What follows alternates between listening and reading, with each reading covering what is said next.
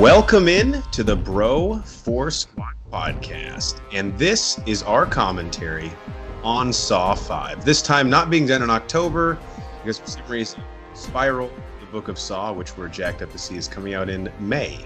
It's gonna be May. That was not Justin Timberlake. We can't afford him. That was our legal counsel, Ronnie Cycli, and if I haven't said already, I am your host, the Mayor, Jeff Hornacek, here to continue our tradition of watching the entire Saw franchise along with you at home. Right now, we are watching this currently on HBO Max, and there's a bit of a debate as to the timestamp we have it paused. Mine is paused at the 18-second mark with the Lionsgate logo fully up and red in the background. Cycli's is paused at the 21-second mark with the 21, 22, you know? Yeah, so while you get your movie there, which maybe just go to like 20 seconds, split the difference, let's go around and meet the fellow bro. Ronnie, we have done the first 4 Saw movies, one a year. As we're dropping this, Spiral from the Book of Saw comes out, 2 weekends? Yes. 2 weekends from now. Where's your head at? The franchise is being revitalized, and this is a movie that we've long talked about. Kind of gets slept on in the Saw franchise. It's absolutely crazy to me, one, that we've done this. This is the 5th year in a row that we've done this. And also the fact that we wanted to believe that Saw was never going to come back with the way Hollywood is, that we actually thought, no, they're done with the franchise. It was only a matter of time. I'm super excited that they're doing something different. You and I have been pretty stoked about it from the beginning once we heard the project was announced. And in terms of this movie specifically, I will tell you this. I'll probably talk about it on the pod. I owe Saw 5 an apology. It was probably one of my least favorites after walking out of the theater when it first came out. Upon rewatching the entire series, Saw 5 holds up and is actually one of the top half for sure. I agree. And it's fun because it does kind of take the formula we came to know in the first 4 and I don't want to say subverts it, but it definitely doesn't follow the paint by numbers script that they kind of started to go by. Absolutely. All right, so we're going to press play on Saw 5, again, currently on HBO Max, but I will put a link in the bottom where you can currently stream it with its Just Watch page. We're going to press play in 3, 2, 1, Saw. Clearly the podcast is going well that you and I both can afford HBO Max, so I think that's just thank you to the fans for letting me do this. Yeah, I'm definitely not stealing it on someone else's account. So. Yeah, I'm also not getting it for free as well. So. Wait a minute. I think we were both being sarcastic. No. I'll introduce my Horns fun facts as we go throughout the pod. If you have not listened to one of our commentaries before, it's really just me reciting some IMDb trivia on the movie to you. But this first trap, which I guess I won't spoil. I'm assuming if you've listening to this, you've seen the movie. Yes, we all. I think I've said this on every single one of these commentaries. If you're just watching these movies blind with us for the first time, props to you. It's a little weird. So I hope you've seen this before. It's an odd first watch. This trap, David Hackle, the director, said was inspired by The Pit and the Pendulum, the Edgar Allan Poe short story. And this is where we really start seeing. We've seen it a little bit, obviously, with the way Saw 4 ended, that Jigsaw, or what we think could be the new Jigsaw, is not playing fair. It is not the original concept of these people have a chance to survive. This is kind of an issue with his apprentices. I don't know if he misses it in the interview process or doesn't check their references, but it's HR, man. They always, it's on HR. Jigsaw's like, who's phone screening these people when they get to me? Because they always just forget the most important rule. There has to be some way to escape. That's the thing. He's not even that strict. The person can have to chop off all of their arms, legs, and their dick and still get out of the trap. And you still kind of follow the mantra, but his apprentices can't adhere to that, it seems like. Well, even some of them where someone can survive, in the latter movies, we get people, there's 2 of them in a room and someone has to die. Whereas Jigsaw always gave everyone a chance to survive, in theory, which is, I think, a perfect introduction to this Saw 5 movie because you assume only one can survive at the end. Right. And I think that's always been part of what made Jigsaw more unique compared to those just pure killers. I'm not here to say, yeah, Jigsaw, you were never a killer like he thinks he is, but this one does have a nice little story twist to it. What if the guy was like, "Oh, I can only read digital clocks, so I actually have no idea how much time I have till I die." Do you think he'd be like really bummed? He's like, you know what? I deserve this. I'm not even going to fight it. They just, no, come on, fight it a little Jigsaw's bit. like, "That's what's wrong with public school, man. We don't teach kids how to read face clocks. That's what's wrong with public school." Well, we do get into a little bit of policy on the rest of the movie, so I wouldn't be surprised if public schools made the list. As we know, the main enemy in Saw 6 is Insurance healthcare. companies. Insurance companies. Yeah, so we find out here that there is this is, what is it? He is related to, he killed someone related to, oh He my killed gosh, I'm forgetting his name. Hoffman's Hoffman's sister, that's what it was. He Yes, was you're her right. boyfriend, and I can't remember if it was like vehicular manslaughter or if he just like beat her up and killed her or something.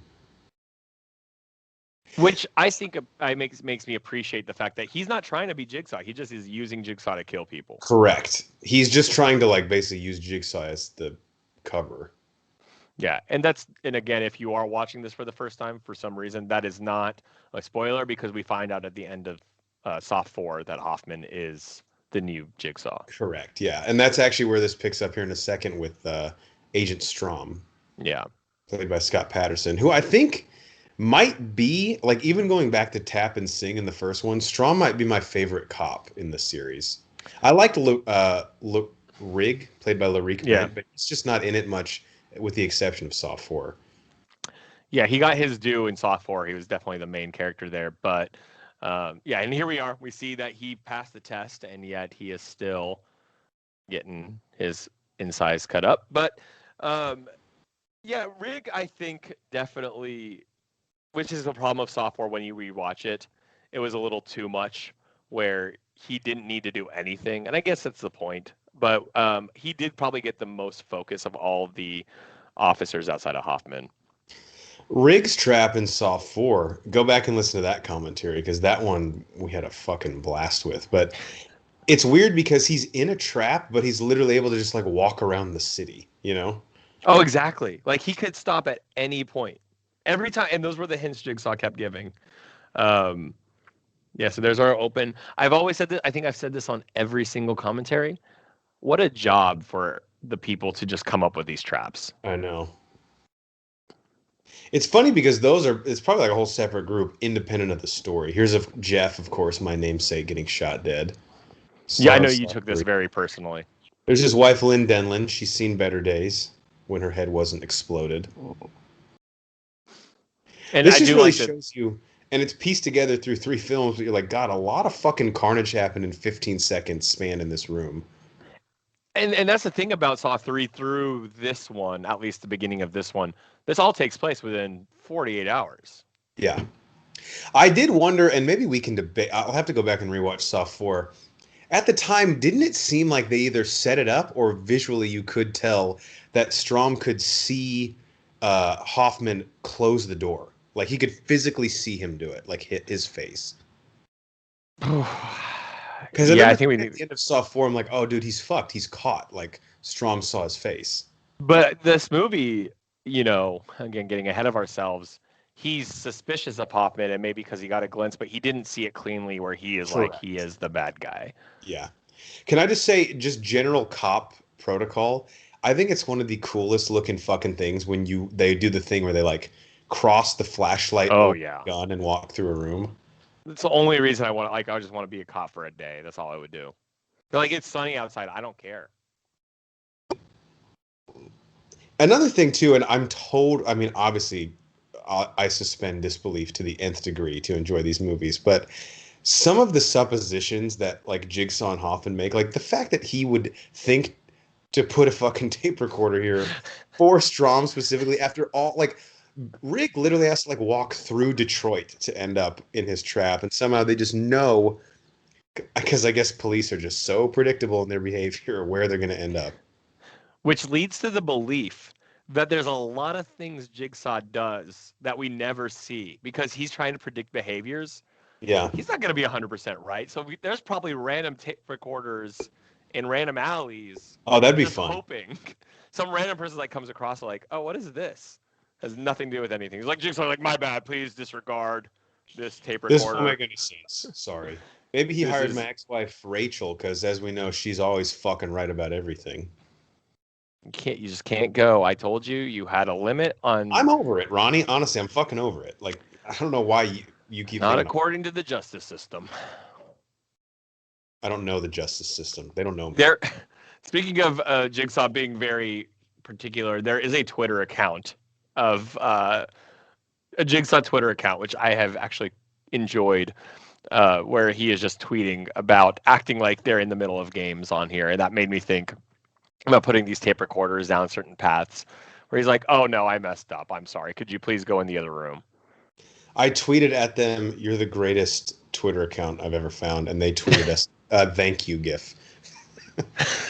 I don't think I knew that. Yeah, they responded to us.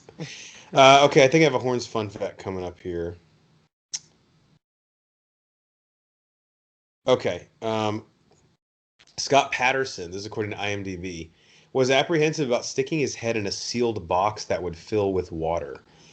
Understandably, the trap was tested beforehand and didn't go well, which I don't know what that means, but it says. Yeah, what does that mean? Who's the Which intern? only added to his concern. He ultimately stepped up and did the scene himself without resorting to a stuntman.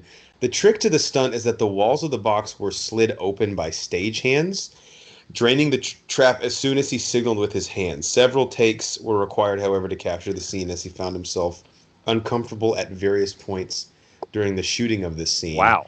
And I also read additionally that all of his dialogue for like the next 20 minutes where he's talking after the tracheotomy he gives himself was done through ADR, meaning he recorded it afterwards and they dubbed it over. Yeah. Okay. First of all, that's an incredible fun fact. I had a blast hearing it. Picking up your sarcasm. It makes me respect this so much more. Good for him.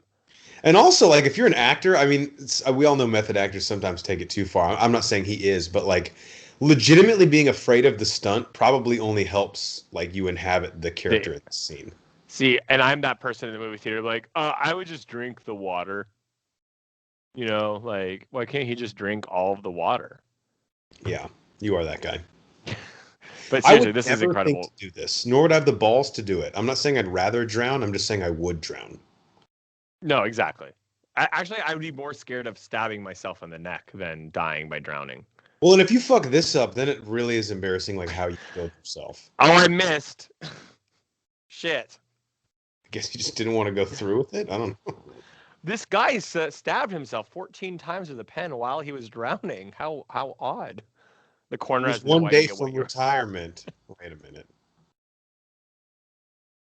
There's Jeff's daughter. By the way, let's just throw it out there. Another good candidate for Spiral to bring back in some capacity, right? Shit. Jeff's daughter is it. Cycly, I got to give you credit because you bringing up Gordon's daughter as a potential. We won't spoil Jigsaw if you haven't seen it, but before we ever saw the movie, that was a candidate Cycly had thought of. Dr. Gordon's daughter from the first one.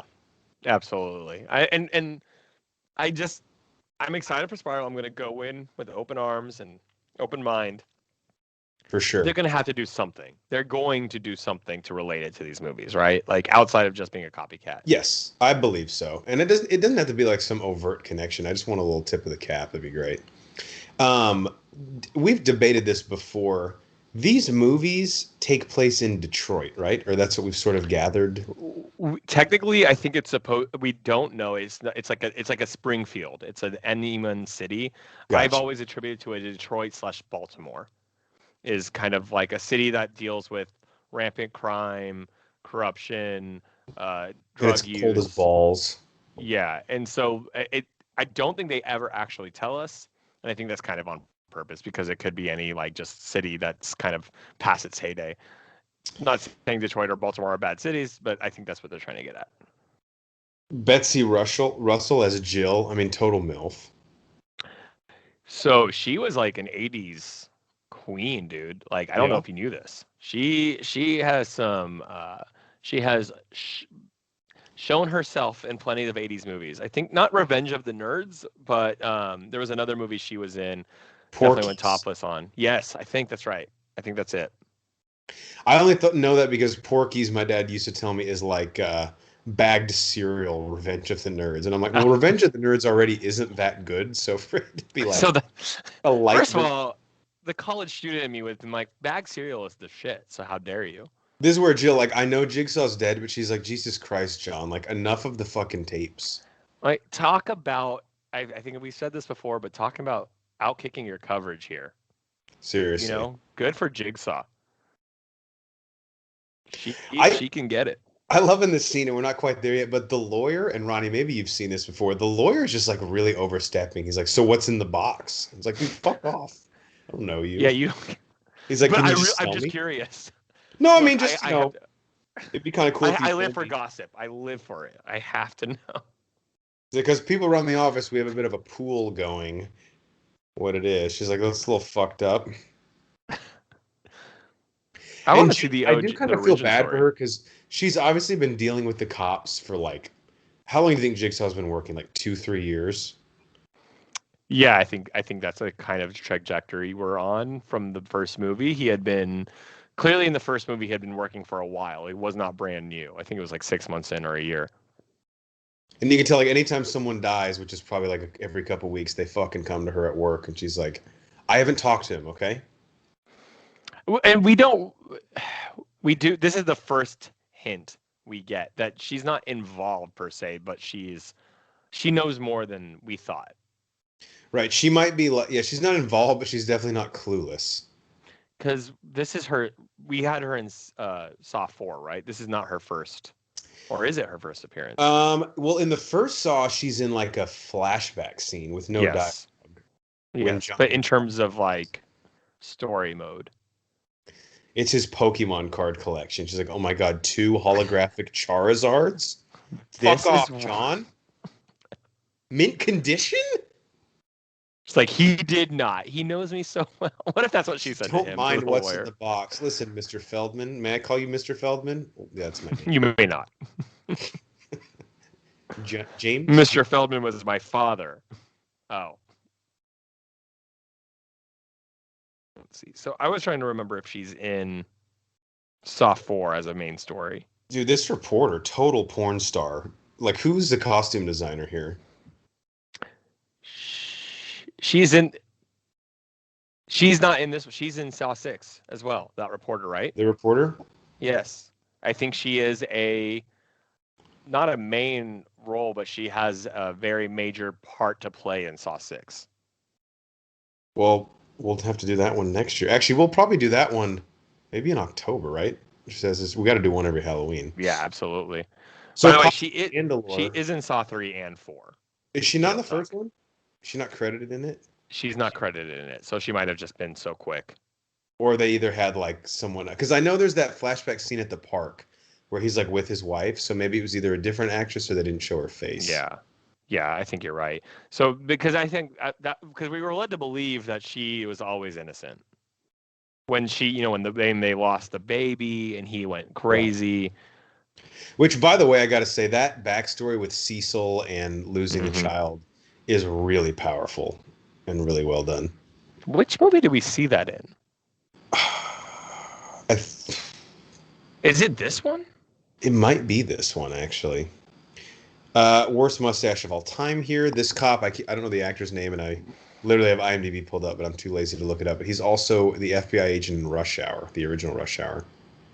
So which what also a typecast. Includes Detective Singh from the first Saw. He's the villain. And I love this robe that he's wearing. It's not a medical gown. He's just wearing a robe. He brought that from home, obviously.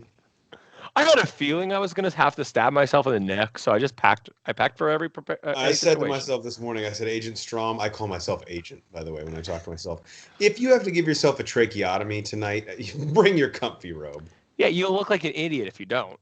Also, I don't have boxers on underneath this, Chief. Is that a problem? You going to write me up?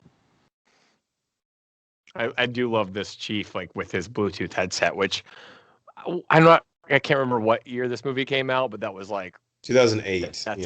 2008. Yeah, that was totally a big deal back The then. Bluetooth headset had a really short time period when it went from, oh, that's kind of cool to, oh, you're a fucking douchebag if you have Yeah, one. it was the same people who wore those cell phones on their hip on a Oh clip. God. Like you're Those were that the fucking same important. people. You need to be, you can't just pull it out of your pocket if it rings. Jesus Christ. How much time are you saving yourself? Dude, Hoffman's wife can get it. I mean, good Oh, I job. thought that was his daughter. I mean, I don't know. Either way, she can get it.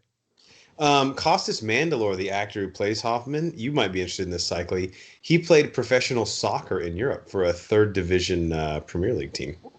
No way. Yeah. That is a fun fact. Yeah. You're Here, let me full go of to the fun facts today. I'll I get appreciate it. I'll get the team name for you. Hang on. He does not look like he has to be a defender. He looks like a guy who would mix it up and like a Suarez, right? He'd almost mix it up too much. He definitely bit some players. I'm predicting goalkeeper or defender. I don't think he was a goalie.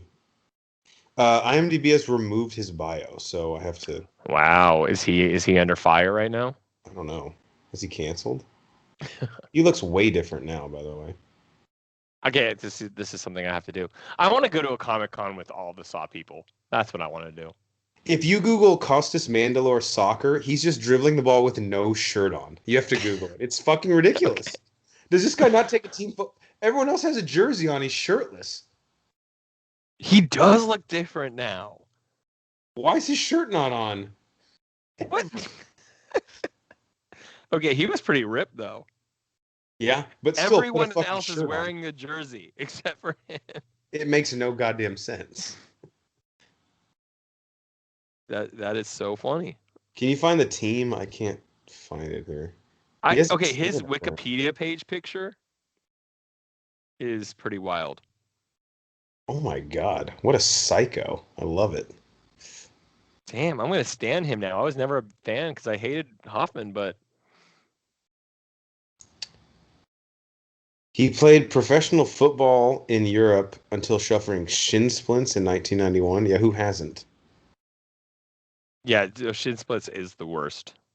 In 91, he was on People's 50 Most Beautiful People in the World, presumably before he was an actor. So probably because he was always playing with his shirt off.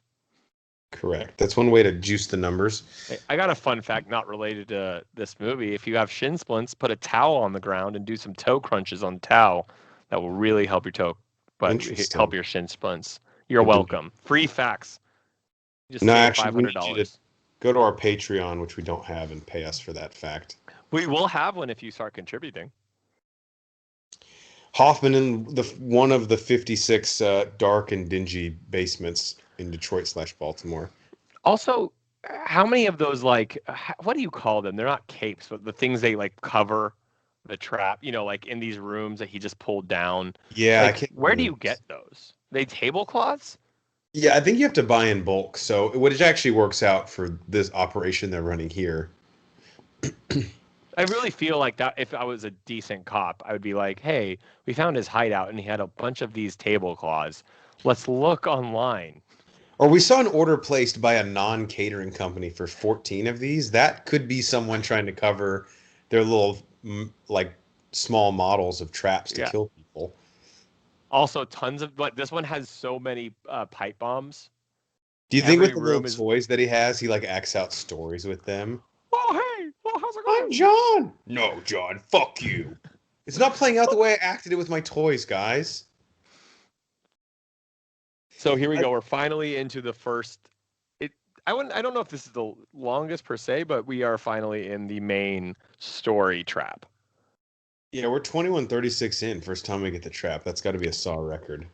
And as far as the Saw movies go, we get two pretty recognizable character actors in Megan Good, of course, from like everything on Nickelodeon, and Drumline, and then Julie Benz, who plays what's her character's name actually? From Dexter, of course. Probably what most people. She's also in one of the Rambo movies. Yeah, Dexter. So I will say I was a big fan of Dexter, Rita, because she's blonde, and I thought that was interesting that they put her in brunette hair. I think on purpose, because I think this was around the time Dexter had first started. And I think that was a way to like make her look a little different, because I didn't recognize her as someone who was a Dexter fan. I did not recognize that she was the same person. So here's how 2008 went for Julie Benz, who, by the way, can totally get it. Dexter was in its second season and really starting to hit stride. Yep. She was in Saw 5, and she was second billed in the Rambo soft reboot with Sylvester Stallone. Safe to say her peak. Probably, yes. I mean, I don't know if I reckon. I mean, I always thought she was a good actress. Like, she was great in soft. I mean, in Dexter for what they asked her to be, but I don't think she ever really made it big. She never made it to an A, maybe even a B list, to be honest. Yeah, this bald guy is like lettuce wrap Stanley Tucci from The Devil Wears Prada. Ooh, I like that. He really is, and I love that. That's your reference to Stanley Tucci is Devil Wears Prada. Well, I'm just thinking visually, that's probably the closest to. Although he does look, he's bald in a lot of stuff. Now, I'd be honest with you, Cycly. I would probably, and we talked about this after the movie when we first saw it in theaters. I would misinterpret these Jigsaw directions too, and Absolutely. He knows based on these people's past and their penchant for thinking selfishly in this situation how they're going to decipher what he's saying to them. And people have to understand, like you and I, the reason we're so obsessed with horror movies is because one day we know we're going to be trapped by some serial killer. And this knowledge that we've taken from all these movies is going to help us. Anyone who has read a newspaper article in this universe about Jigsaw would know, hey, probably won't happen to me. But if it does, listen to his fucking instructions. I mean, as a transactional attorney, his words matter, man. He's a good one. He could do what I do way better. I mean, the Detective Hoffman incident, I say incident, it's basically the whole movie of Saw 2, is like that's how I would design like the training manual for how to survive a Jigsaw trap. Just take everything he says as literally as possible. Literally. There's nothing figurative about Jigsaw, right? Like, at all. And you have to think that if the serial killer has been rampant in your city for 2 to 3 years, arguably, what I think we agree on, that you would be like, hey, these tapes say this, and they should have done this. Yeah.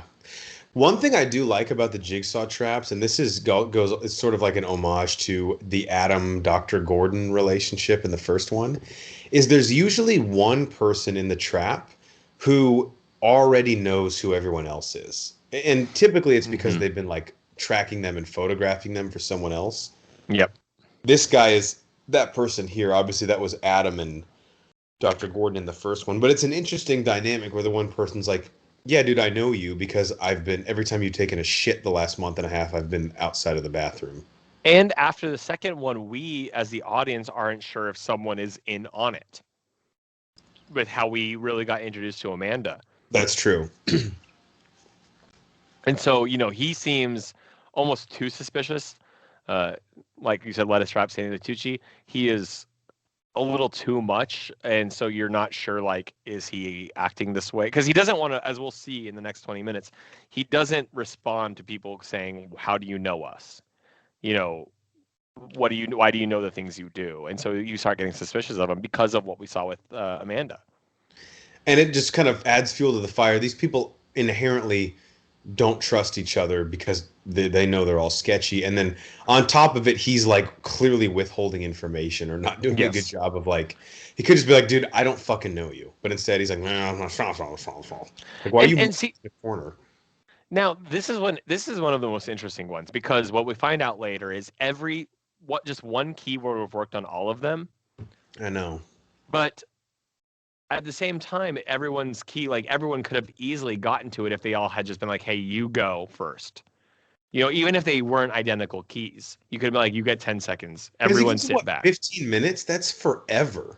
Really? Well, it's 15 minutes until the pipe bomb goes off, but once someone accidentally triggers the thing, it takes 60 seconds. Right. That's like a minute. Yeah. Yeah. Yeah, and she just, oh God, here we go. A couple seconds away. This visually gives me kind of some Final Destination vibes. Yeah. Now, one of them, I think it actually is Britt, Julie Ben's character. We're going to find out in a sec. She like grabs all the keys as they leave, like just in case. Which is sort of leads to Yes. the reveal at the end where she's like, look, this shit would have worked on everything. Yep. Also, it's sad to say that the woman who just died, she'll never get ahead in life. She'll never be the head of a major corporation. She wasn't headstrong. All right, that's enough. Felicity's like, all right, I'll listen to a few of these, and then we gotta go. I do wish. I mean, this is obviously an homage to like showing things could have worked together, but I do wish her getting all the keys would have come to her benefit later on.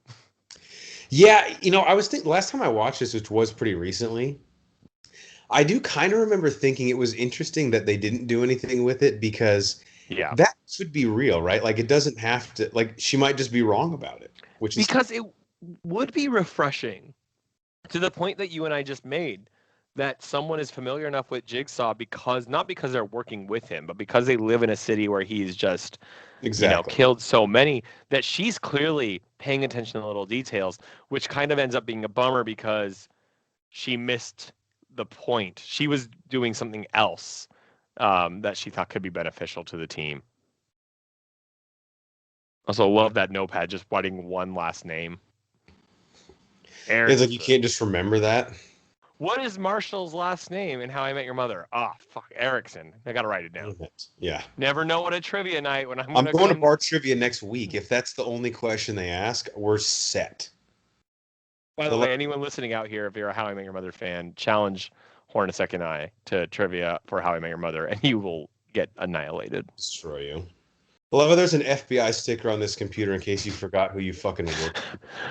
Oh, I work for the CIA. Shit. Oh, that's on the right. I made a left. My bad. So real quick, Agent Strom, where are you employed? Well, look, I would love to tell you that, but there's no sticker denoting it on the back of my laptop. So how am I supposed to? You got us here. You got us here.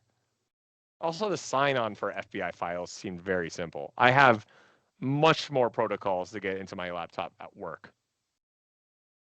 First and last name, Mark Hoffman. Welcome to the FBI. I hate to say it, but I think we're at a point now where like this filing system is obsolete, right? Like obviously 2008, probably a thing, but now, no movie are we ever going to see someone dig through the old dusty files. It's gone.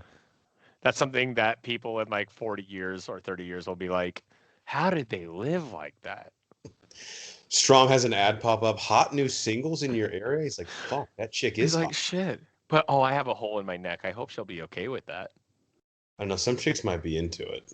This is pretty gruesome. This is Hoffman's sister, who, how does the boyfriend get off on a quote unquote technicality if this is the murder scene?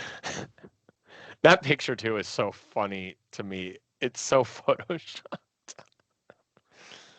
It's like, who's taking photos at a funeral?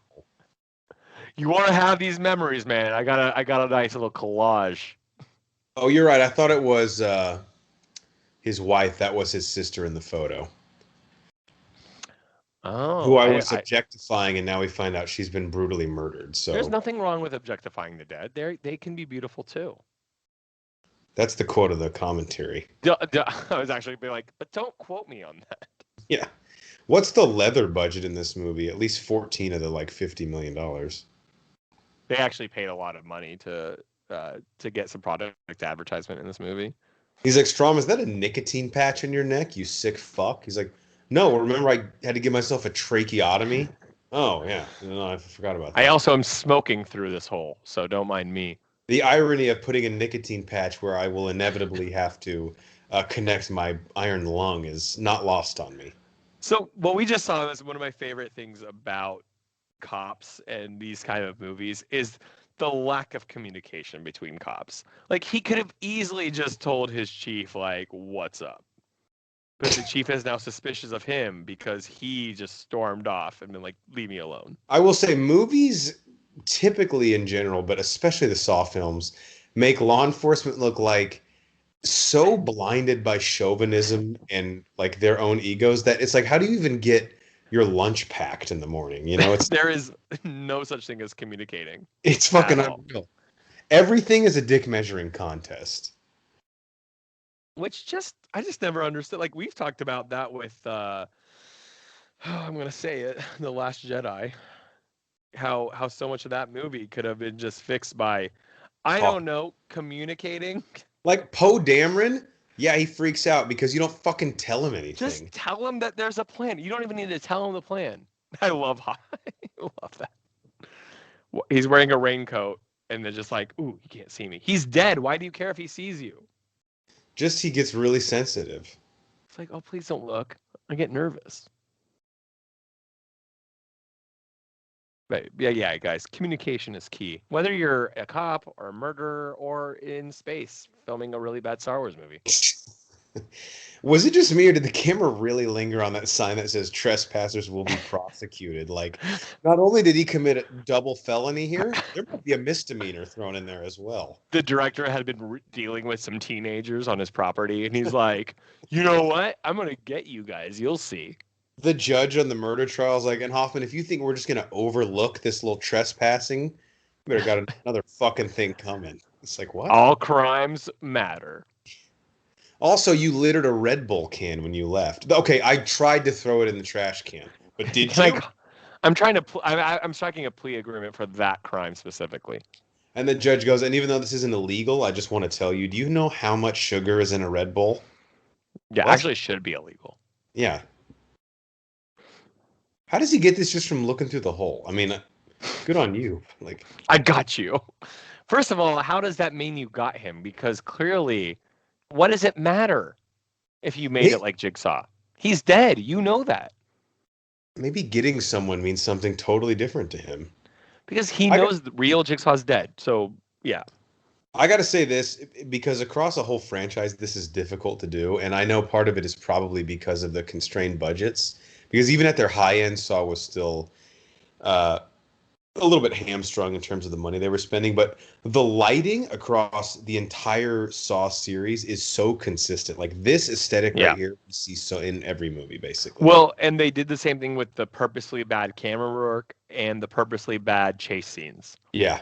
As an homage to the first one. Now, you did make something, you just referenced something interesting to me because you said the budgets were always a little constrained, which I think was obviously on purpose by Twisted Pictures because I think it might still be to this day, and I could absolutely be wrong, that Saw 1 is still per capita, like based on the budget spend versus how much they made is the highest ever. Yeah, I mean, it could be wrong. It's basically a student film, the first one. It really is. And so I think they just knew that these movies were making $100 million. I mean, the first one made, I know more than that, and the rest of them were making around $100 million. And they could have had a higher budget, but they chose not to. And from a financial standpoint, it made sense. But they definitely did still, skip the bill for a lot of these scenes. Well, two things. The first Saw I just looked up had an 18-day principal photography shoot. Unbelievable. Which is like Marvel can't even get their palettes done in 18 days. But yeah, to your point, Cycly, the reason they kept churning these out was they were just so cost prohibitive. They didn't cost them anything. Yeah. And they would already green light at least the next one before the previous one had come out. They were always filming. I remember you and I as such avid fans when this was happening. We're already filming the next movie. So now it's a nightmare if you're working on it, but for us as fans, it's cool because we know like clockwork, we're getting one every Halloween. Well, I remember as a big Harry Potter fan, the first two movies came out within a year of each other. And that was originally the concept Warner Brothers wanted to go with because they wanted the actors to grow up in that time frame since every book was 1 year. And very quickly, by the third movie, they admitted that's not possible. And they started doing 1.5 year gaps. And then we got to the 6th and 7th movie, we're at 2 year gaps.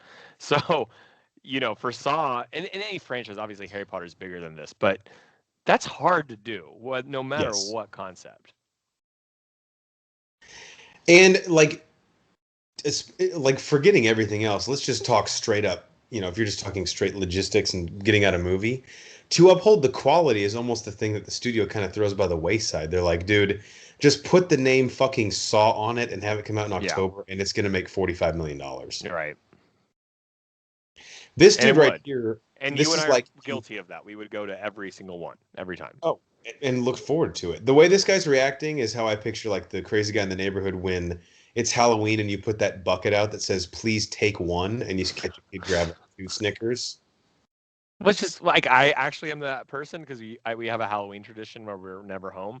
That's not the tradition of not being home. We have a tradition of I that's was gonna why say, we're odd not home. tradition, but hey, everyone has their own thing, you know? But we do put the bucket out that says please take one, and I'm always shocked when I get back that there's still candy in there. That Like, is come actually on, teenagers. reassuring to me.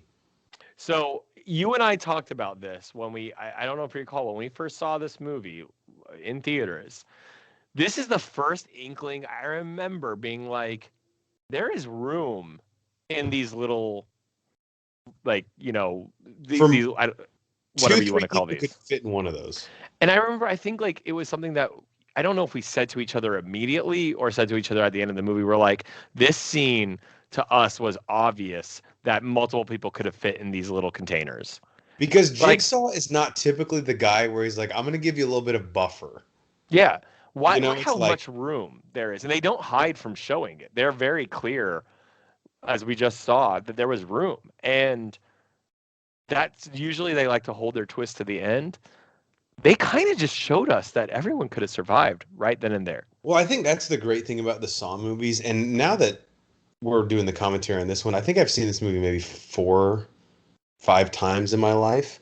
But there are things where after you know the twist, typically with the movie where it's like hinging on like the last 10 minutes or specifically like the third act, you're like, yeah, there's really not much for me when I go back and rewatch it. But almost David Lynchian, although Mm-hmm. I'm not a Lynch fan, so I'll just leave it at that. But I think there is more to a rewatch in the Saw movies because Jigsaw works backwards basically. So you'll basically appreciate his plan more if you go rewatch the movie knowing the end game, where there's Yeah, some films where it's like, well, if I know the twist, what am I going to get out of seeing it again? especially the first two.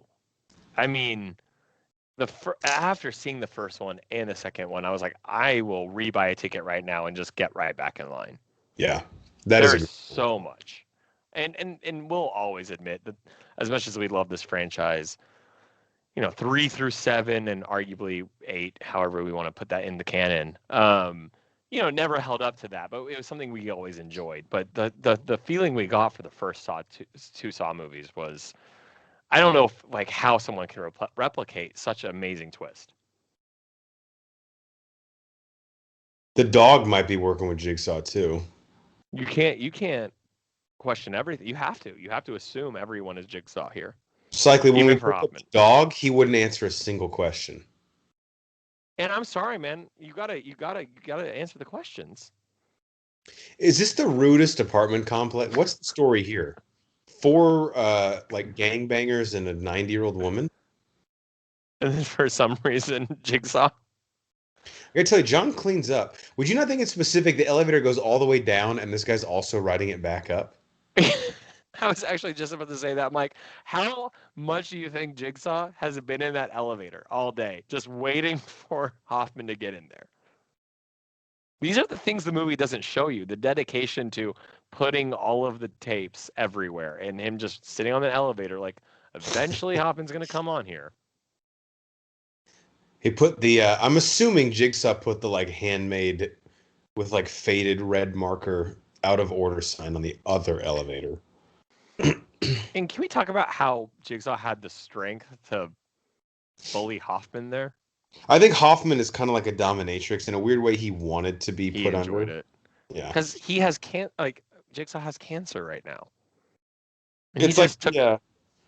What's the fucked up version of like the mother bird syndrome where they say like if your kids are trapped under a car, you could pick it up? If he gets like a kill boner, like Hoffman in Oh, the yeah. elevator, he could, you know, rip his arms out. That's the beautiful thing about John Kramer. Slightly based on the cup, that could definitely be Lebanese coffee he's drinking.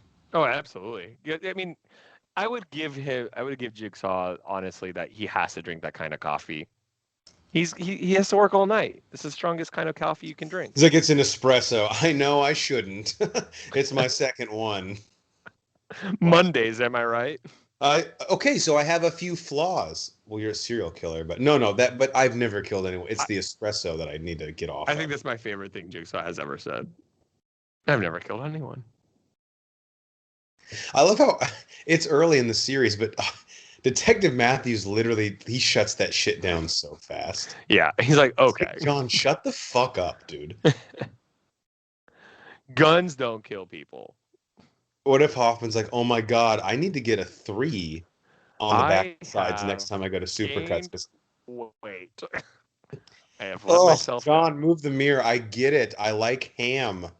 Can you at least change the angle of the mirror to do top down, John's not like, bottom up? you're missing the point. I need you to stop killing people pretending to be me. Ugh, my chins. Chins, plural. This is thank you, Jigsaw. I needed to see this side of me. I will John, start a best vegan is to diet. see Black is not slimming on me. Well, I wanted to focus more on the murder, the excessive murder, but Sounds like you are not getting the point. No. My cholesterol is high. You're I absolutely get right. it. Less red meat. Hey, okay, maybe once a week, right? And the shrimp has got to go completely. Hoffman is not the best actor, I gotta say. I wish they would do a flashback of like him at the police squadron, like slow pitch softball league game, where he hits like the game winning double and he's the fucking hero. But it's like really slow motion. Everyone running to him.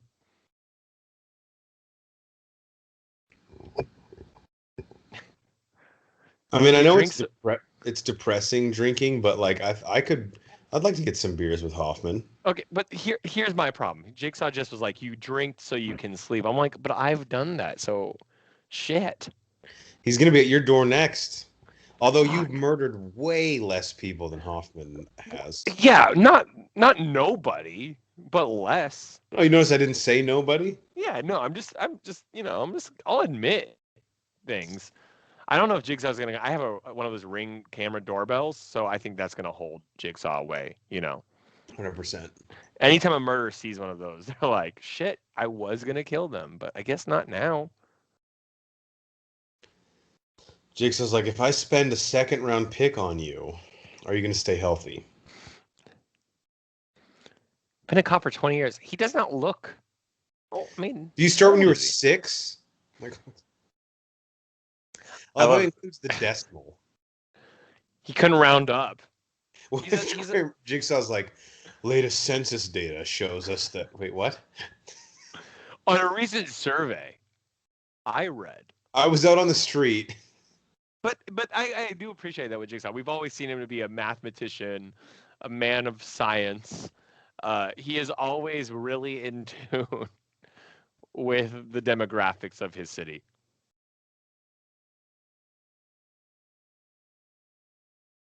The acting in this movie, I see. This is why I think Hoffman. I just never. He to me was just never a good actor. I just struggled with my. Well, Cycly, he's a soccer player. I mean, Jesus. Well, soccer players are great actors. I'm saying he's focused on that. That's why he's not a good actor. He's sex Soccer symbol. players are always diving. That's a good point. If you're Hoffman, dude, you know you're safe. Jigsaw, his whole mantra is, I'm not a murderer. There's no way he could pull the trigger on you. But if he had called him out for that, it's like, yeah, I'm not scared of you. John's like, oh my God, could you imagine? What? It's like, I've never killed anyone, Hoffman. Yeah, you keep saying that. We're just having dinner. I don't understand why that's every other word. That's actually his Tinder profile. Is I've never killed anyone. Like, but why did you mention that? Now I'm suspicious. Never killed anyone. Not looking for a mother to my child.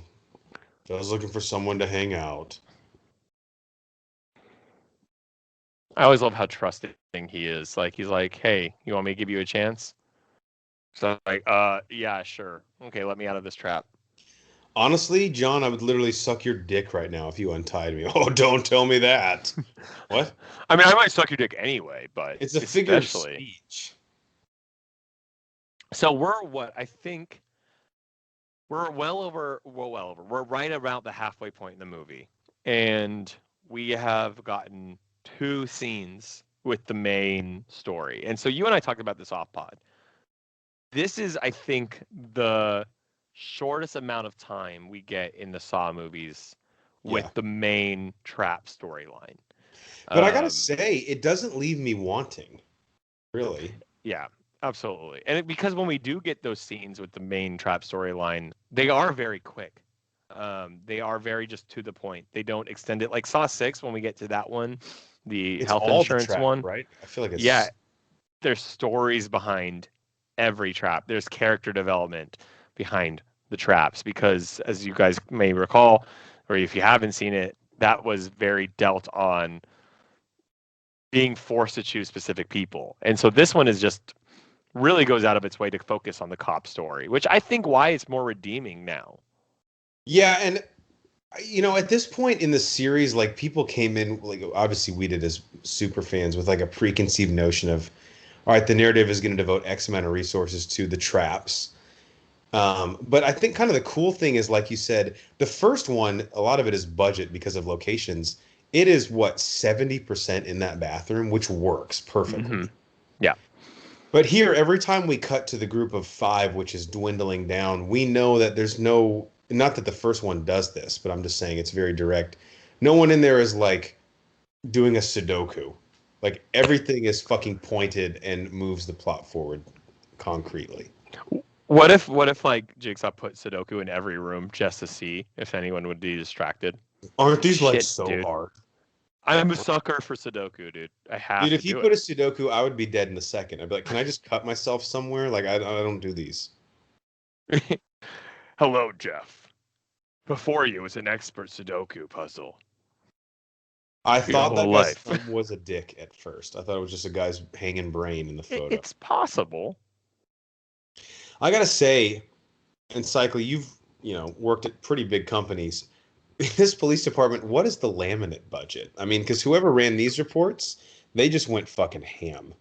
I don't want to be the one to say this out loud, but the laminate lobby in Washington is pure evil. They have a monopoly on everything. They want you to believe you need laminate on your folders, on your badges.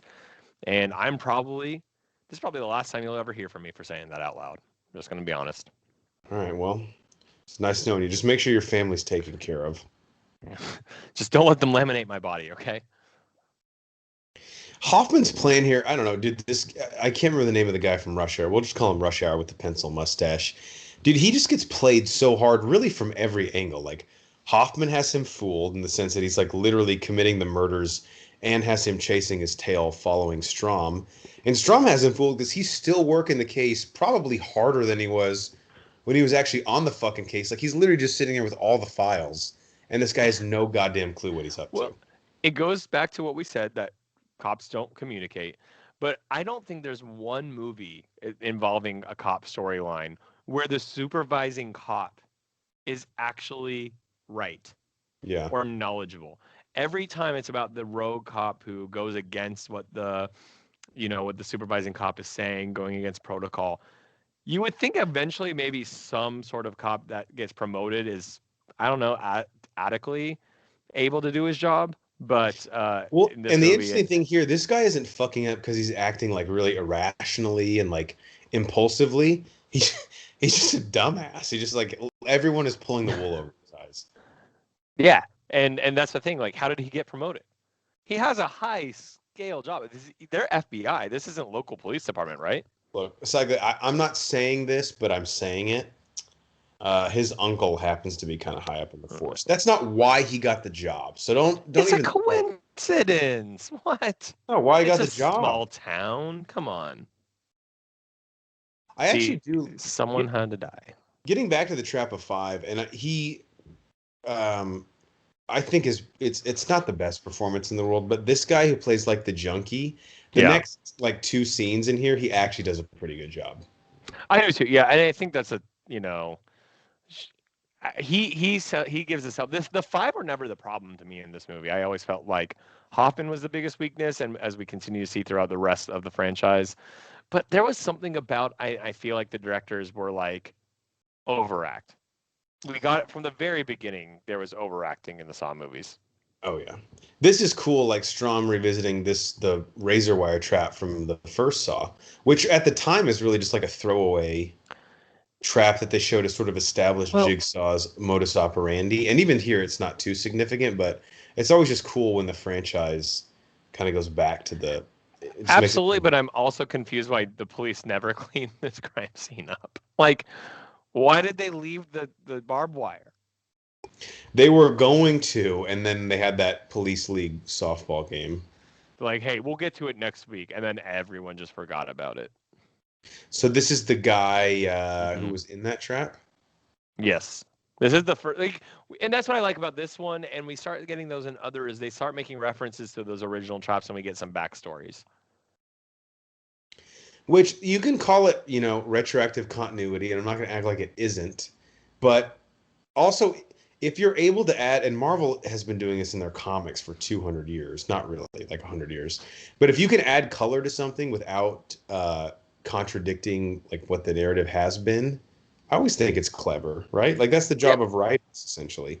Well, look, you're not going to give us 7/8 Saw movies, and we're about to get 9, without referencing it. You had to bring people back, and yes, you and I are these sick ones who would have shown up for no reason, but there's a reason that people continue to go. Generally speaking, is because they were making references. They were continuing a specific storyline, and people loved seeing this kind of thing. I've always been the type of guy where people are like, oh, the movie's bogged down. It just connects to all the other films. To me, that's music to my ears, no matter what it is. Like, and at the end of the day, if you're one of those people, and you get to be that person, and I love being a movie snob sometimes, but if you can't pay just $7.25 or $10 or whatever it is to just go to a movie and turn your brain off and just get entertainment, then I'm sorry, man, you're missing out. And dude, let's talk continuity. Jigsaw with the Floyd Mayweather robe that he always wore, like even in the first one. Remember when Tap and Sing invade the warehouse? He has it on. Because nothing makes like a baller than a pure silk robe on. It's freeing. I gotta feel like it's like when he is doing physical activity like that, he has pure movement. It's like those slicky pants. Have you ever worn silk boxers? My God. No, I'm not made of money. Well, some of us are, so that's not true. me. Some of us is what I'm saying. Jigsaw's like, let's get the fucking jams cranking. You know what I'm saying? Oh, sorry, no, that's just a clock. Like Genuine Pony. Blah, blah, blah, what's a good playlist to have this guy die to? What if that was playing while you were suffering in that way? Like Genuine Pony is just blasting while you are bleeding to death. Like, fuck, this is life or death. Also, this is a banger. Certified banger. There's worse songs I would rather not die to. What's the Marshall Erickson line? Not like this. When he doesn't have health insurance for like 12 hours. There's a bear in the shower for some reason in New York City. Well, you used to live there. That happened all the time. That's true. Probably every third apartment I looked at had a bear in it. It's half the battle on Zillow. No bears in the bathroom. Yeah, it's odd when a listing won't include that detail. Like, what are you hiding? It's like what Jigsaw saying, I've never killed anyone on his Tinder. Like, the Zillow profile is immediately no bears in the bathroom. You're like, right. But that seems like...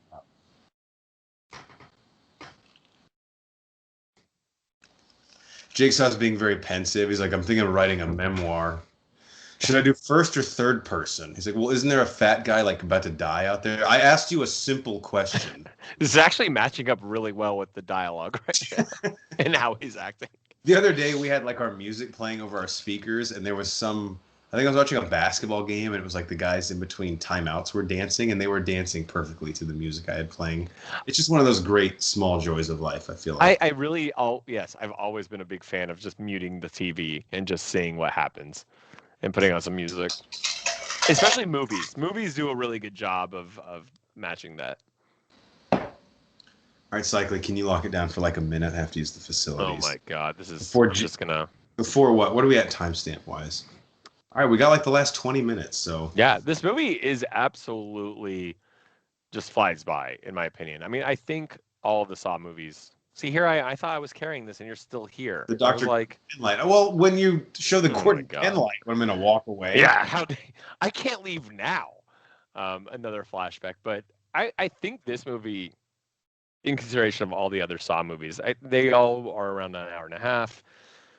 And maybe it's because the storyline is much different compared to the other Saw movies, where the focal point is not the big traps. It's not the story among the story of the people who are in the traps. This is very much dedicated around Hoffman and how he got involved with Jigsaw. And again, we're getting the reference to Saw 2, the setup here. And that's really the premise of this movie. And I think that's why it holds up on the rewatch, because it is something that we, as people who are enjoying the story of Jigsaw, who, Hornacek would tell you, is why we always loved this movie, this whole franchise. So absolutely throwback to Saw 2. And we're seeing them talk about how we're just preparing for scenarios, as much as we were laughing about how Jigsaw prepares for every scenario. We are getting a genuine answer where he is saying that I don't know that this will happen, but here is a possibility of this happening. And as we're about to see, this is exactly how Saw 2 really opens up with the first death in their big game.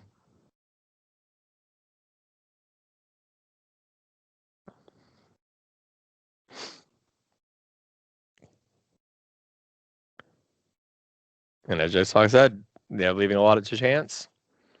He just knows people. He studies people. And I think there's something fundamentally fun about that. If you're good at anticipating the human mind.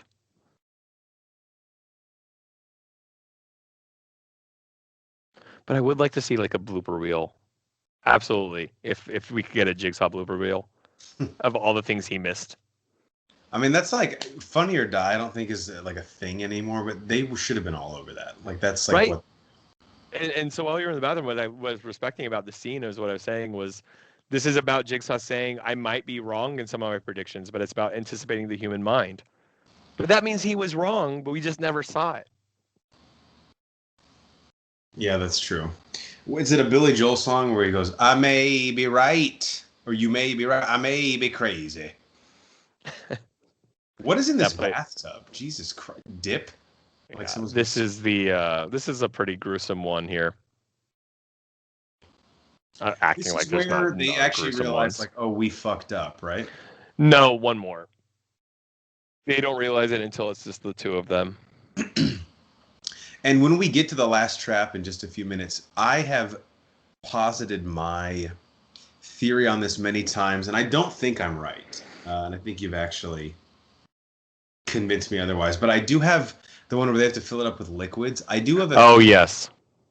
I do have a few alternative solutions, but I'm very well aware of the caveat that in these situations, when it's literally like life or death, it's not like we're sitting here, like literally I've gone to bed at night thinking about ways to get out of these traps. Yeah. They don't have that advantage. Well, and between that and we'll get to that. Yeah, and angles, I think, make it very difficult on the very last one. Because in theory, I think you're correct, but in practice, it's right.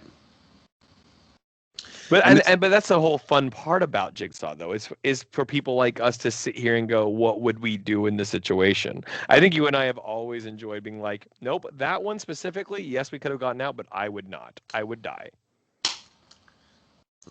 Yeah, in this one, I guess, like, okay, let's just break down how far we think we would get, being objectively honest. First trap, it's really just kind of overpowering a few people to get the key. I think we'd both be good there.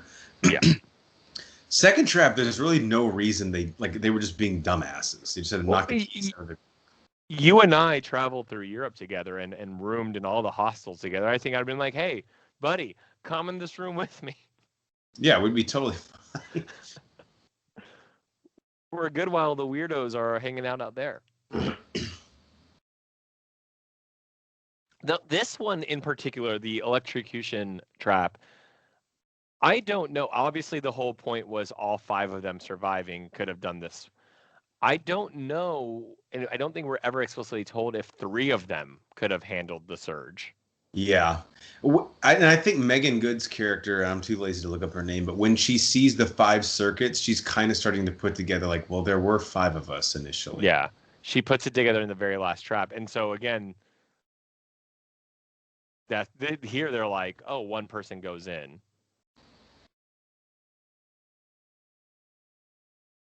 God, this is rough. This is like the scene in the movie, I feel like. It's so funny that she does that, though. Like, as someone who's clearly been just shown to be out for herself, I didn't try. Like, I mean, like, why was she not just like, all right, I don't care who survives with me as long as I survive. I mean, cycling. You get two hot chicks together, and they just start to get jealous of each other. It's the way the jungle works. Women, am I right? She's probably gonna take her shoes too, because they're really pretty fancy here. Yeah, but you don't want it in that like random goop.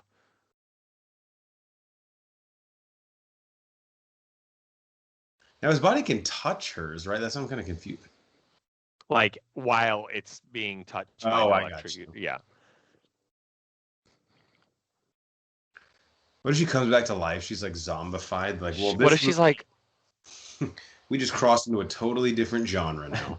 this is way better than caffeine in the morning. This is way better than that Lebanese coffee that Jigsaw was You ever heard of a Milla lamp? Because I have not. Dude, Brit vicious, savage. Why is it turning me on? So, and that's the thing about this is the only trap that I question. Well, obviously, again, not to say all 5 of them. I don't know theoretically if all 3 of them could have survived it. I mean, maybe they could have, but. I mean, I'll tell you this. When we use the term survive, I'm not talking like they'd walk in and be like, hee, that tickles. Like, they would be fucking excruciating pain. And exactly. And then what state would they be in the next trap? Now, all of them, I think, all of them would have been fine. It not would have been a tickle, but if all 5 continue to survive, then yes, it wouldn't have been. And this is Jigsaw's point. Like, the group of people he assembled here, for a reason. Obviously, they have their connection. For them to be able to expect, it isn't like he expects this is the test, but they're not going to be able to cooperate this many consecutive times. It's completely against their nature. And it goes against everything Jigsaw believes because let's say there's one of them who's like, guys, let's work together. We can all survive. It takes, as we saw in the beginning, just one person to fuck it all up. And now that person is punished. Also, if there's one guy who's willing to say that, just as his like reflexive move once he hears the Jigsaw tape, he probably wouldn't end up here anyway. Yeah, exactly. And doesn't Jigsaw feel bad if someone was doing everything they could to survive and still got fucked? Like, maybe I misjudged you. But the sad thing about this, Tom, is I can't just pull you out, you know? Well, he does, actually. Do you remember Jigsaw in Jigsaw, the 8th movie? That was the big twist. Oh, yeah. There was a guy who kind of, like, his helmet didn't work, and he went and saved his life. And we need to rewatch that one at some point, because I remember being very, very upset with it. I think mainly because we were like, well, if you're going to bring it back after a decade, like, you have to have something in mind, right? This is just like another iteration of it with nothing, no twist. But yeah, that was kind of cool to see, like, because we always joked, like, dude, when he first started doing this, he had to fuck up a few times, right? Yeah, and he did fuck. I mean, I will give that movie a little bit of credit for showing that he did fuck up and fix this fuck up, kind of. I did rewatch Jigsaw, as you know, probably a couple months ago for the first time since we saw it in theaters together. It was better than Saw 7. Saw 7 is easily the worst one. Easily. Saw 7 has 30 seconds of it that are cool. You know what I'm talking about. I won't spoil it. No one's seen it. But aside it deserved better. That part deserved better. Yeah. The whole plot device around that did deserve better. But I do kind of hope that Spiral ignores Jigsaw canon. And I'm fearful that is involved. I'm fearful because that's the point of Jigsaw, was that the story continues. I'm end of it because I really only remember, this isn't a spoiler if anyone hasn't seen it, but the lasers. Yeah, at the very end. I didn't remember much. Sorry? I don't remember like specifically what it teased at the end. Yes. I'll have to. That seems also like the most obvious fake door. Like, he did not have to do anything to get that open. Do you think they reshot some of these scenes or just used footage? That's a good question, because the scene where he takes the oxygen mask off, that's the exact shot from Saw 3. Yes. But they had to reshoot some of it, which again, if you have a makeup team and props department, like, that's kind of a nightmare. Like, the continuity. Right, to verbatim recreate this scene. Because I don't know if they have the money to keep these sets intact, right? I mean, they have the money. The question is, do they want to do it? Right.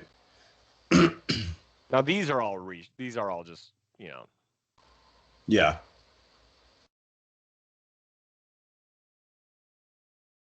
It is weird that he would just be like, yeah, he's dead, definitely. But you didn't see a body? No, I'm just assuming it's been really bad. He realizes it's Hoffman. Look how angry he is. He was in Gilmore Girls, right? He was very Gilmore Girls. He was also in Little Big League. Which one was that? That's one where the little kid manages the Minnesota Twins. The documentary, yeah. Yeah. Am I right? Because the Minnesota Twins are it's like they are run by a little kid. Because they suck. It's too far, dude. And you always push shit way too far. I just tell it like it is, man. I call it like I see him, Again, the leather budget in these movies, $1.6 million. Have you ever been a leather guy? Like, have you ever worn a leather jacket just even for fun for like 5 minutes? I guess I have two takes on that. Number one, I don't think I'm old enough to wear leather. Wow. And number two, I don't think I have the cachet to really pull it off.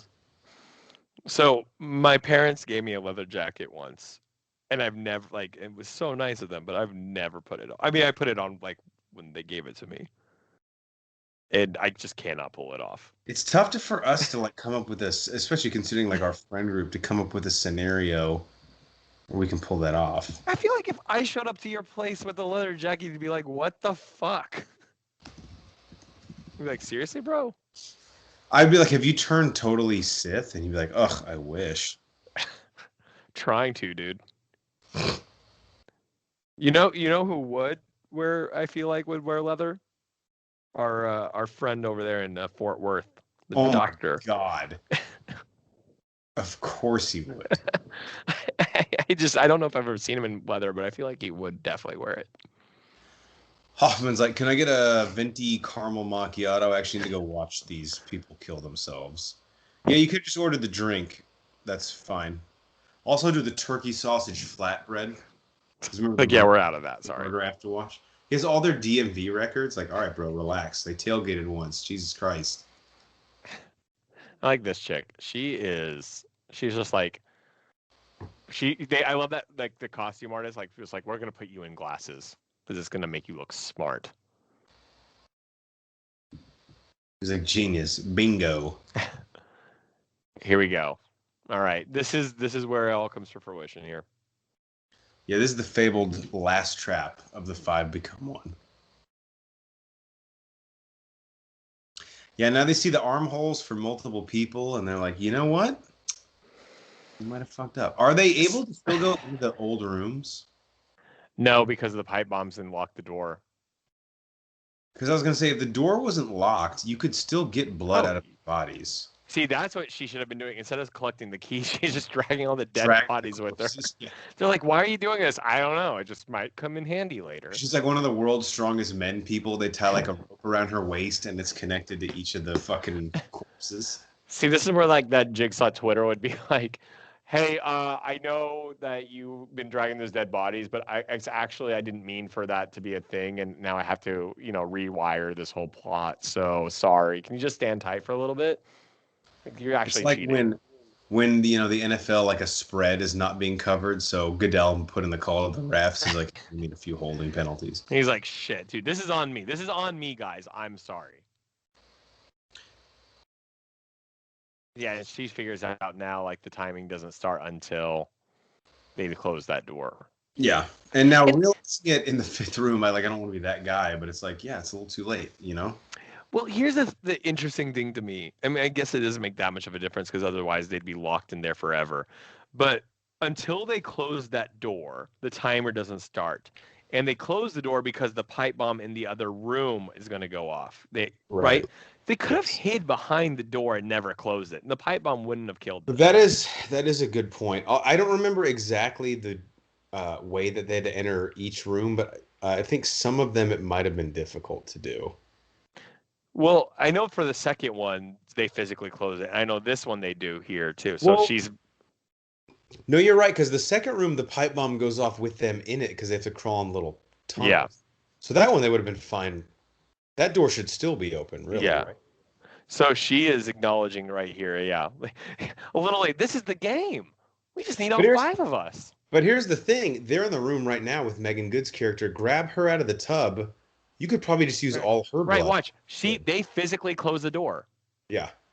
They didn't need to do that. They could have just hid behind on the other side. Correct. The nails aren't going to bounce. And if you could get Megan Good's body, I mean, she's dead, so it doesn't matter. But you could probably just use her blood to fill this all thing of up. it. Which is where Jigsaw's like, ugh, I guess you guys win, but I'll probably kidnap you guys again in a few months to make up for this.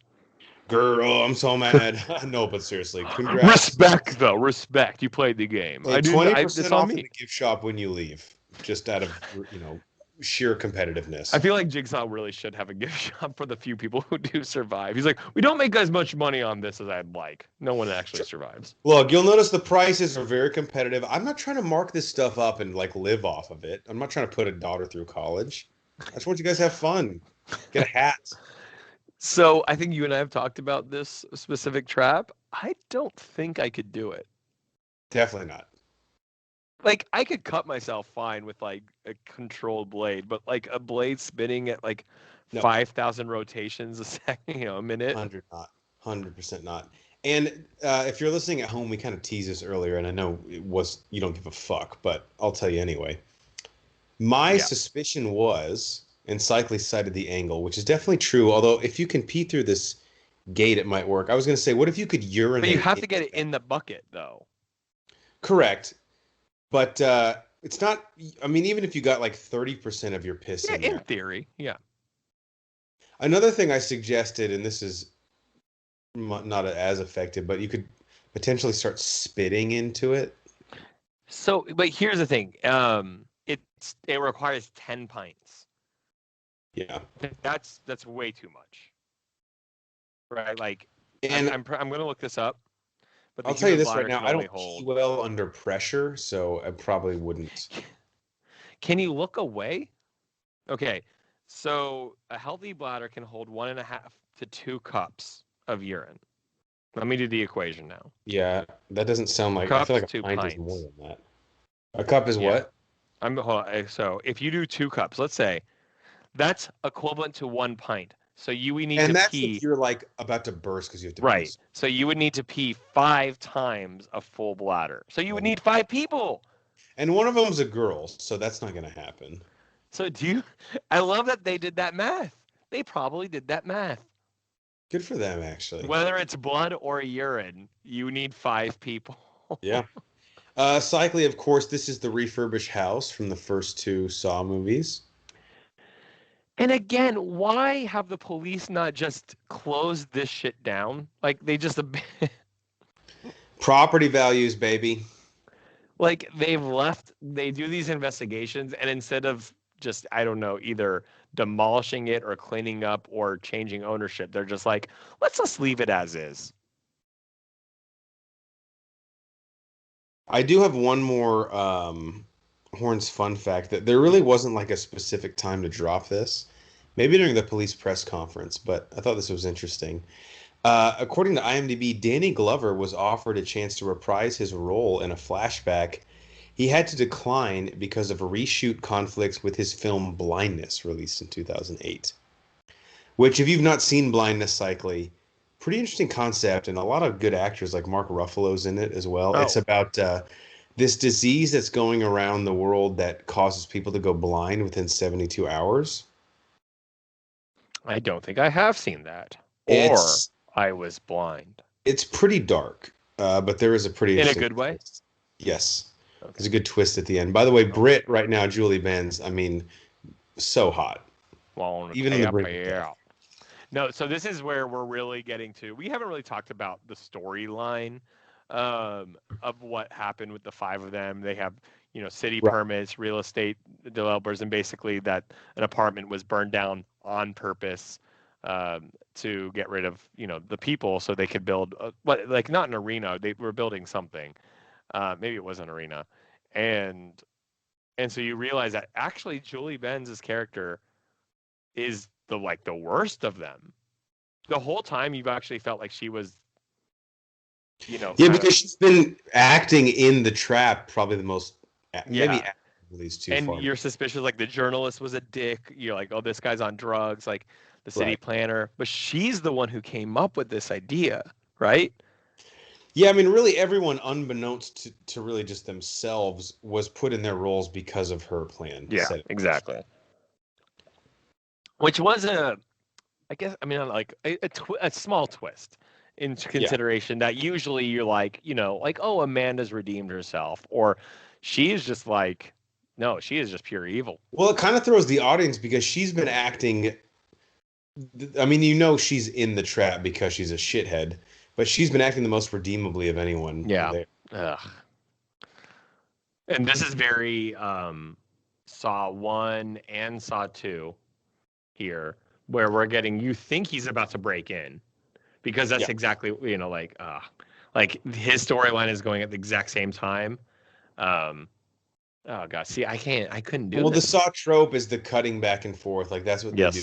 They basically invented that. And this is a very, very Saw-esque. Do what I say. Listen to me literally.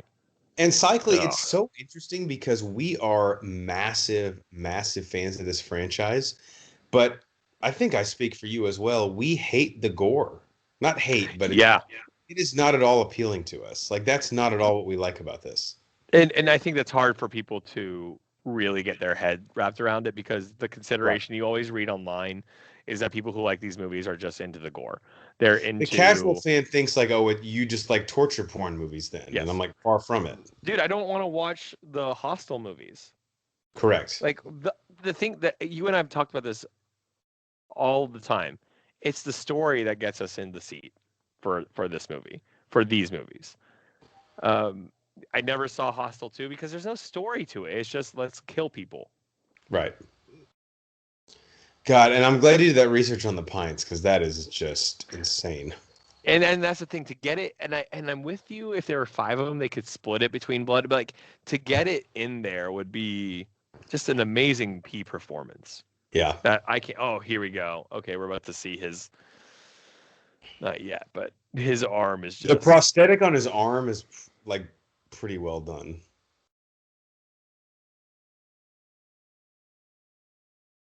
And here we go. Agent Strom's going to listen to it and do the opposite of what the instructions. Here's the thing, man. If you get to the point where you press play on the tape, you're already fucked. You know what I'm saying?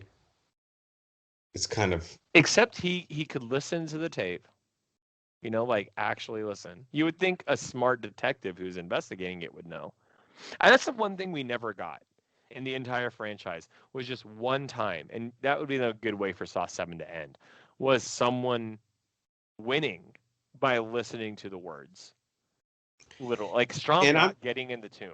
You obviously can't glean too much from a trailer, but Chris Rock's character in Spiral, and I might look like a dumbass in 2 weeks, but he seems to be very in tune to the Jigsaw killer's modus operandi, right? Okay, can we... we haven't really just talked about... Maybe we can... You want to do like a 2-3 minute Spiral discussion at the end? Yeah, because I have some things I want to predict. Yeah, please. Because people listening to this, it's in, the new one's coming out, so it's in preparation. Oh, and here is the... Look at that shot. Look at that shot. Oh my God. That's a good prosthetic, bro. Like, seriously. No, he's a method actor. He did that. Oh, great. Yeah. Why do you think he hasn't been in anything else? Was it worth it? No. Daniel Day-Lewis really wanted that part, but Daniel he's Day-Lewis is jealous. He's like, fuck, man, I would have done this if I knew I got to kill myself. Daniel Day-Lewis hates acting so much. He's like, I would love to die in my role so I don't have to do this anymore. You and I debated a lot, like, what the shattered glass means in here. I think it's meant to look painful, right? Like it's like, oh, which tempted Strom not to go in there, is how I always interpreted it. Well, they should have done just had my ex-wife there talking to you about your credit card statement. That would have been just as painful, am I right? I mean, she made like 10 times more money than you. You were basically a bum. It's not about net worth isn't measured in numbers. That's what Look, again, the judge said you can't talk about her anymore. So clearly you're in violation. Did I Again. say her name? Did I say Karen's or Rachel's name once? She was a Karen, is why I said Wait, you that. have okay. I was like, you have another ex-wife because I didn't get involved in that Ugh, I divorce. wish. You think I could get laid twice? Yeah, right. By a Karen? God, the complaints out of that Karen, you know?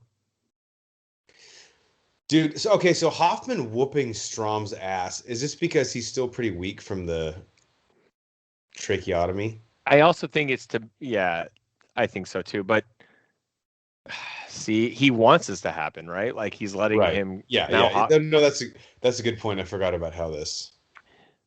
And the thing So is, I think that's the only representation of the glass. Like it's all like, ooh, look how scary and dangerous it is. no, actually, that's a really good point. I forgot that Hoffman uses this as kind of the bait and switch. Yep. So Strom sees the glass and he inherently says, "Oh, well, that looks painful. That must be not the place I want to be laying in." Even though he says this coffin is your what? I mean, he literally It's like said this coffin can save you. this coffin is like your savior. But again, that's like that requires listening to it. Okay, so I do like this, but we don't, and I can be completely wrong. We never find out whether she survives. I don't think we do. We never see her again after this. We don't see No, anything about them in the next few movies. definitely not. And it's interesting because Saw 3D or what are they? Saw Saw Legacy. 7, yeah. One of the titles Saw, of it. But that's kind of it the one has where like they, multiple. yeah, which is how you know it's a bad movie when like they're like, we don't know the title, whatever. Birds of Prey, Harley Quinn, Margot Robbie's in it is the title. But that Margot one, Robbie's hot. Come see right, this movie. if they don't reference a character in Saw 3D, they at least they show them or they try to give you because they did, I think, whether it was ill-intentioned or not, they tried to say we're going to wrap everybody's storyline up here. But see, now we're gonna go. I'm gonna go on a tangent where I'm like, this as my. I mean, and like, again, egg on our face, right? Like, really, did I anticipate a low budget horror franchise gore base to give me that satisfaction? That's on me. I should have known they weren't gonna give me that ending that we deserved. But at the same time, like, but why not? They could have still done both. Right. And I don't know. I mean, I don't believe they had like some overall quote unquote showrunner overseeing all the films, but I know in the 7 movies, I think they had 5 or 6 different directors. Yeah, I At think you're least right. 5. We had like no continuity between them. I mean, Which and that gives a credit to the directors because there was a feeling of continuity, and we talked about that earlier. correct. What they would do a lot of times is bring in like either second unit director or like someone who worked either as a I mean producers aren't on set that much, but the next director they would hire would have been involved with the previous project, which does kind of help. Do you think? I think I've asked you this before. Um, Sorry, do you here's think our they? steps theme, which we Yep. love so much. Yes. Bet one of the most iconic score main themes in any movie. Irrefutably, yes. I still wonder if they killed Jigsaw too early. And the franchise suffered from trying to cover up more storylines. Yeah, that's really the catch-22 because I mean, what did Saw think was too early, right? Like, did they Yeah. actually ever think they'd make 8 of Right. these? And 7 they of thought these? maybe 4 of them, and that's why the twist was such a big deal. Mm. And here we are at the end of Saw 5 with no end in sight. We're obviously gonna, spoiler alert if you can't tell what's about to happen, get Strom out of these movies. Um, and you're like, well, where are they going to go? I think that was the why you and I like struggled with this movie because we're like, well, where are they going to go? They're just going to keep doing Yeah. the same thing. This is where he's like, well, fuck, Hoffman. I mean, you really did actually think this through. Also, we could both fit in there. I mean, it'd be a little weird. We could go head to foot. I don't think it'd be weird at all. I'd totally be chill with it.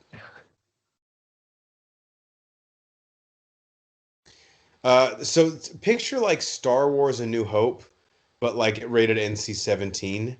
If 3PO and R2 didn't stop the trash compactor, this is what would have happened. That's the director's cut. What if George I had a Lopez? few fun facts Did about I the just say George prosthetics here. Lopez? What'd you say? I said George Lopez instead of George Lucas. I mean, he might as well have directed the sequel trilogy.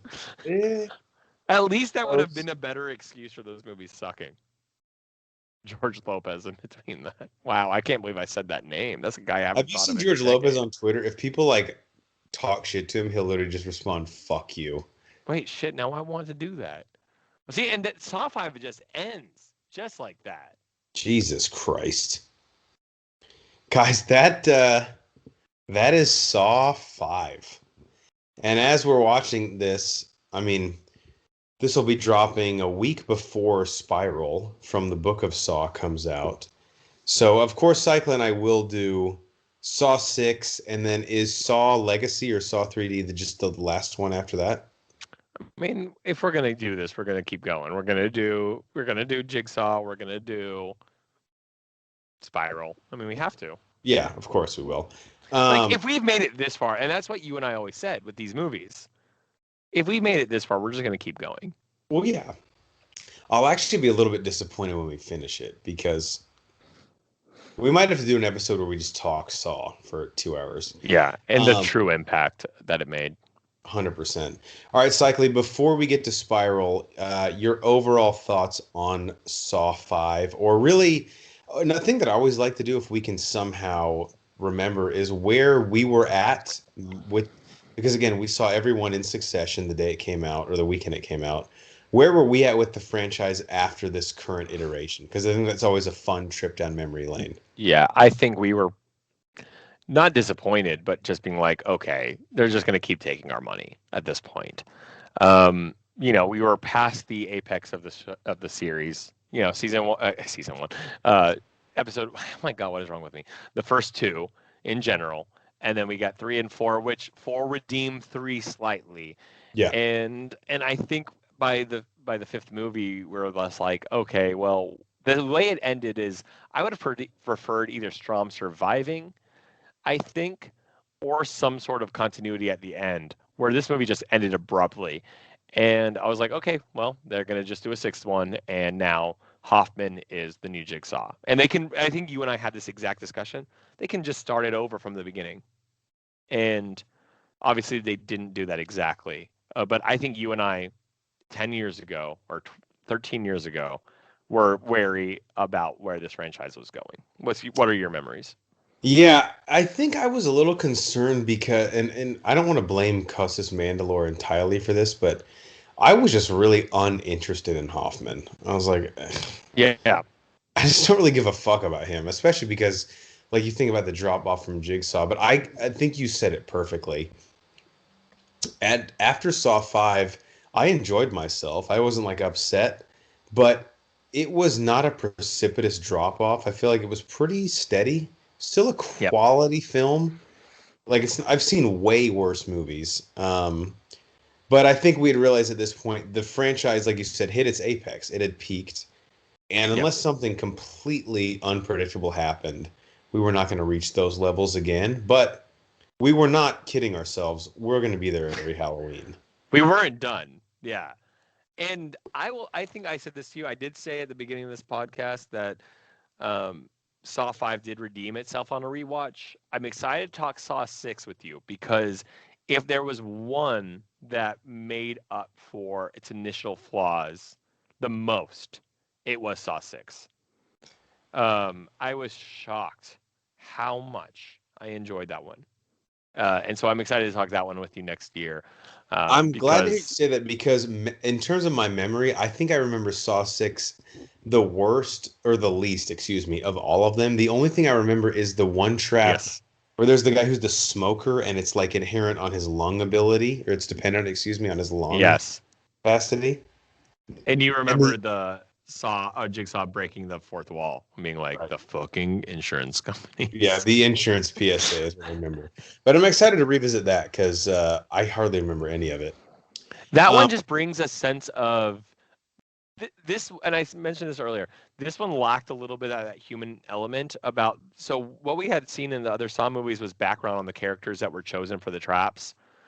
We got a storyline about how shitty the people were in this movie, but we didn't get a sympathetic view of these people. And Saw 6 does bring an element to that, and it was something I don't think I appreciated on the first watch. Yeah, I mean, if you if you watch Saw 5, even at the curve that I grade this franchise's characters, there is not a single person you root for. No, They're they're all shitty. they all Yeah. suck.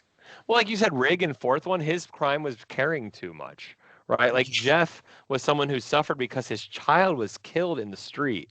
You know, like it was interesting to be able to say, like, yes, these are shitty people, but you feel sympathetic to them. That's a good point. Yeah, Jigsaw kind of seems kind of like an asshole. I mean, he's always an asshole, but it's like, so the one guy is too compassionate, and the other guy's daughter was murdered, and he like Yeah. got And upset Saw at the judge. 2, where you are dealing with, kind of that hardened criminals, you're rooting for Amanda, who you don't know is bad, and she's been redeemed, and what's his name's son, because you're like, why is he being punished for his dad's crimes? Oh, Detective Matthews. Yeah, Matthews, yes, yeah, Matthews, yeah. I remember Eric Matthews' his son because he's the same character from Boy Meets World. All right, That's before right. we let the people go, Cycly, Spiral obviously comes out when this drops, probably in a few days. So, again, we're going to be there opening weekend, possibly see it the next weekend it's out together. Trailers have us excited. It looks like completely fresh blood on the franchise. What are your thoughts? Like, what are your expectations? And then also, is there anything that could disappoint you from it? Or is it really just, they're kind of playing with house money, I almost feel like, right? I hope they're playing with house money, because I feel like then our chance of enjoying it is higher. My general fears are they are going to do exactly what Jigsaw did.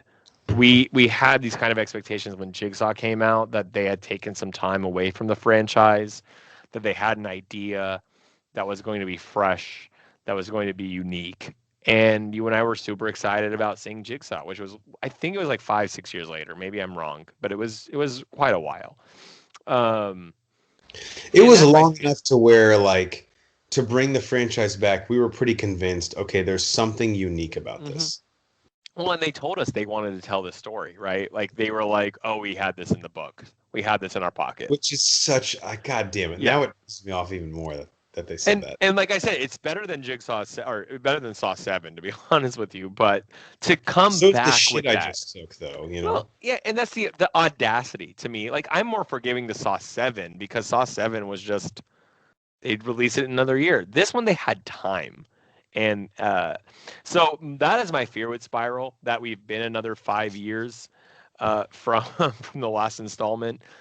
I'm a little interested because the trailer does seem to reveal a little bit, and I'm hoping that's just a red herring. Like, they show Chris Rock in a trap. Mm-hmm. You know, I'm hoping Samuel that's Jackson. a dream. And Samuel, I'm hoping that's a dream, right? Because if we already know they're going to be caught at some point, then either they're being like, they're clearly not there, or they're trying to show so much that Chris Rock or Samuel L. Jackson is the new Jigsaw, or that they're going to get killed at the end. I'm like, they're either playing it they're trying to hide something. So I'm a little nervous that they showed us that. But at the end of the day, as you and I will always say, I'm going to be first in line. I'm going to spend my money on it. And it's my first movie in theaters since the pandemic, and I can't fucking wait. So what about you? No, I think I agree with all of that. When we first heard this concept, I think it was 5 years ago, Chris Rock is writing and developing a new Saw project, and he's been inspired. He's a fanboy of the franchise, and you and I were like, what the fuck is this? We didn't believe it, right? Like, that's something you see on IMDb, you're like, no, it's not. I thought it was an April Fool's joke, and then as we started thinking about it, I was like, dude, you know what? That might be exactly what this franchise needs. And I got to tell you, I'm going to walk in there, and there is an expectation as a Saw fan when you go see these films. Like, I'm sorry, but you gotta do some crazy shit in the last 3 minutes. And if Zepp's theme comes in, and like, I'm gonna lean forward in my seat, and I'm gonna be so fucking excited for this. I have some slight theories. All right, let's hear them. So I think that Chris Rock is related to Rig. Okay. And that will I not can see come out that. until the end. I don't even want to say this, but Because I all think he black might people be. are related, according to I you. think Chris Rock is the killer, and he has split personalities. Oh. Ooh, you heard it here. I can When see Rig that. when Rig died, he went fucking crazy, and he's the Jigsaw killer and leading the Oh my investigation. God. Okay. Okay. Um, I I like it. literally just thought of that in like the last hour, but I I have like nothing it. else to base that on. But you know, Or those writers are like us. They're just like spitballing in a room for 5 hours and like, yeah, yeah, that one. and maybe the whole movie they're talking about how his brother died, and Samuel L. Jackson at the end pulls out a photo of his son who died, and it's Lyric Bent as Rig. Oh my God. I looked it up. I think he's 3 years younger than Chris Rock. Um, totally, I mean, could not be true. But I will say, regardless, Cycly, I think that whether they're great movies or not, I think the film industry and Hollywood in general is better when Saw is a part of it.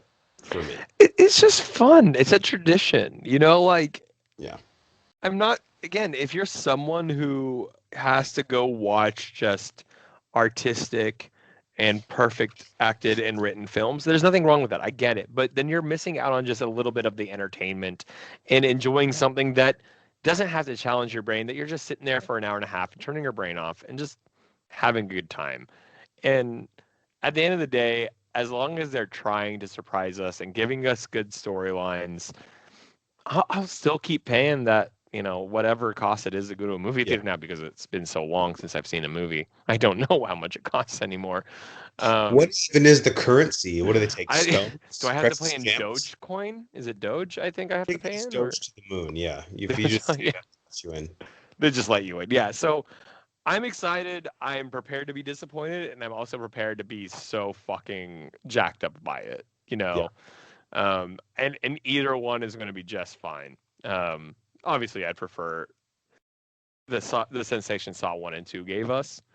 Um, but at the end of the day, the reason those movies were successful is because we didn't have that expectation, right. right? Like when you don't know there's going to be a twist, that makes a twist 10 times better. There's no way that you and I don't go in expecting a twist.